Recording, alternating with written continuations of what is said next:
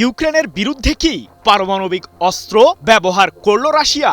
কারণ জিরকন মডেলের hypersonic missile ছুড়ে ইউক্রেনের জাপোরিঝিয়া অঞ্চলকে রীতিমতো কাঁপিয়ে তুলেছে রুশ সামরিক বাহিনী। বিশ্লেষকদের দাবি, এই ক্ষেপণাস্ত্রটি পারমাণবিক অস্ত্রের ওয়ারহেড বহন করতেও সক্ষম। শুধু তাই নয়, ইউক্রেনের প্রেসিডেন্ট ভলোদিমির জেলেনস্কির অভিযোগ, এরিয়াল বোমার পাশাপাশি উত্তর কোরিয়ার তৈরি বিশেষ মিসাইলও যুদ্ধের ময়দানে ব্যবহার করছে রাশিয়া।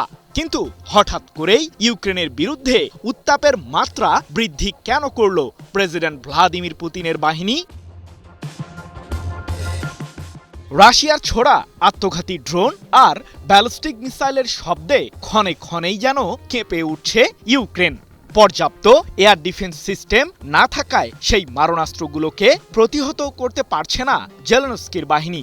কুল কিনারা না পেয়ে যুক্তরাষ্ট্রসহ পশ্চিমাদের দিকে অস্ত্রের সাহায্য চেয়ে তাকিয়ে আছেন ইউক্রেনের প্রেসিডেন্ট। কিন্তু ইউরোপীয় অঞ্চলের এই দেশটিকে উদ্ধারে কি এগিয়ে আসবে পশ্চিমারা? ন্যাটোর সদস্যপদ পাওয়ার স্বপ্ন আজও ত্যাগ করেননি ইউক্রেনের প্রেসিডেন্ট জেলেনস্কি। যদিও তার এই আশা যে কোনোদিন পূরণ হবে না তা এখন অনেকটাই পরিষ্কার।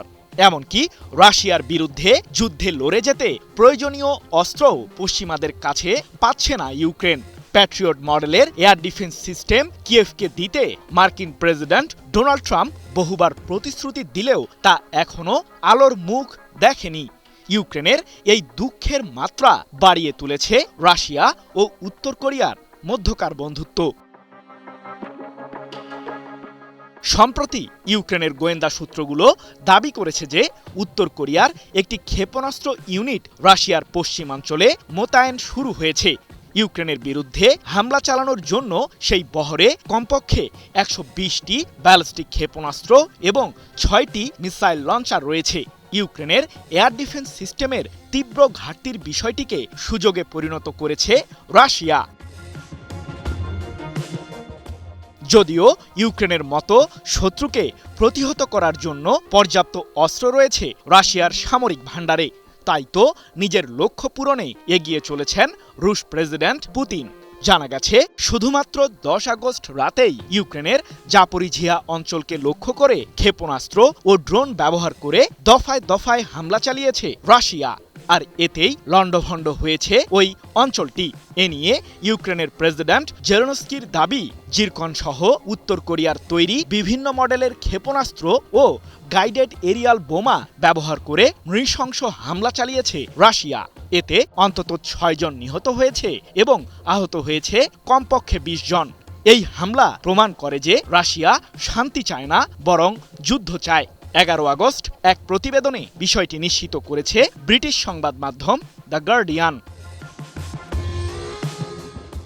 ইউক্রেনের সামরিক কর্মকর্তাদের দাবি, রাতভর চালানো হামলায় প্রায় ১২০টি আত্মঘাতী ড্রোন ছুড়ে রাশিয়া। কিন্তু ঠিক কতগুলো মিসাইল ব্যবহার করে এই মিশন পরিচালনা করেছে পুতিনের বাহিনী সে সম্পর্কে কোনো তথ্য দেয়নি কিয়েভ। তবে প্রশ্ন হলো, রাশিয়ার তৈরি জিরকন মডেলের হাইপারসনিক মিসাইলটি ঠিক কতটা শক্তিশালী?